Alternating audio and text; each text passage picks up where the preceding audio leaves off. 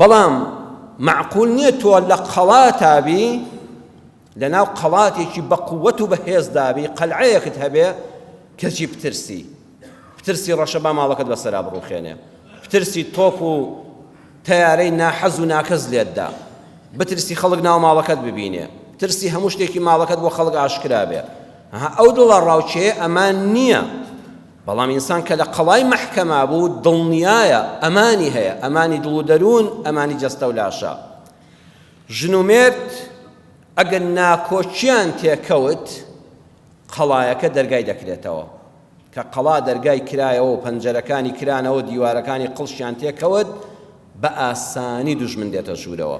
ئەمجا قسەی هەموو ناحەز و ناکەسێ خۆ دەکا بە ماڵەکەتە. ژن و مێرد ئەبێ وریابن دەرگا بۆ خەڵک نەکەنەوە، کە دەرگای قەڵات کرایەوە ئەسراری ماڵت کەشف دەبێت، خەڵک ئەزانێت چیت هەیە چی نییە، چی دەخۆی چی ناخۆی. خوا بە ئێمە لەم قورئانە حاڵی بین بەڕێزان. ئەم جومعە و جەماعەتەی کە جەنابتان دێن، ئێوەی پیاوانی بەڕێز، ئەو خوشکانەی لە مزگەوتن، دەنگمان دەبیستن، دەنگمان دەبینن.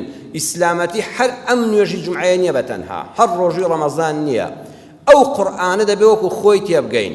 هەر کەسێ هاوسەرگیری کرد ئەبێ بزانێ قەڵاتە، ماڵ قەڵاتە.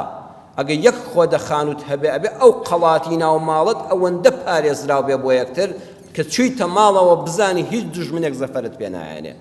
وەکو کەسێک پاشایەک لە ناو قەڵاتە دڵنیایە ئەندامانی ناو قەڵاتەکە جاسووسی بۆ دەرەوە ناکەن، دڵنیایە هەموو شتێکی پێویستی ژیانیش لە ناو قەڵاتەکەدا هەیە، منەتی بە دەرەوە نییە.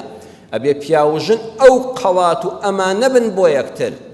ئەگە خوا نەکردە قسەیەکی ماڵیان بر بۆ دەرێ بۆ خەڵکیان جێڕایەوە، ئەگەر ئەسراری ماڵ گواسترایەوە بۆ دەرەوەی ماڵ، جا بۆ ماڵی باوکی کوڕەکە بێ یان بۆ ماڵی باوکی کچەکە بێ، بۆ خوشکی پیاوەکە بێ یان بۆ خوشکی ژنەکە بێ، بۆ هاوڕێی پیاوەکە بێ یان بۆ هاوڕێی ژنەکە بێ، دەرگای قەڵاتت کردەوە. بوومە لەرزەیەک لەو قەڵاتەیدا و درز و قڵشێکی تێکەوت و ڕۆژ بە ڕۆژ زیاد دەکا. خوا نەخواستە وردە وردە دەڕوخێ ئەو خێزانە هەڵدەوەشێ. بەچی ئەو کاتە لە جیاتی کە چوویتە ماڵەوە خەمڕەوێنت هەبێ بەداخەوە خەمهێنێک لەگەڵ تا دەبێ.